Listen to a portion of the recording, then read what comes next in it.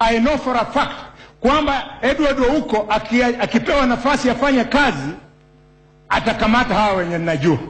Na kama nyinyi hamwajui, ningependa kumkumbusha kwamba if Edward Ouko is given a chance, atauliza deputy president kwamba pesa yenye wewe unalipwa mshahara haina uwezo ya kuwezesha wewe deputy president kujenga nyumba ya kifahari ya 1.2 billion. Uwezi.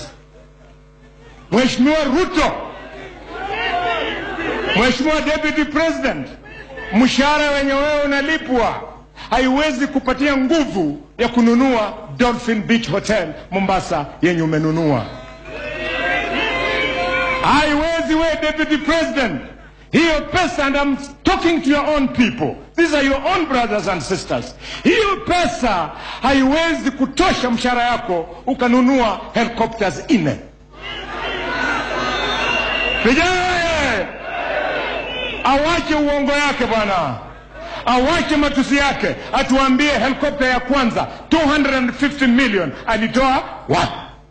Helicopter ya pili 300 million Ruto ulitoa wapi? Helicopter ya tatu 350 million deputy president ulitoa wapi? Helicopter ya 4 500 million deputy president ulitoa. Kata usiogope, kata wewe mwenyewe, kata kijana, kata.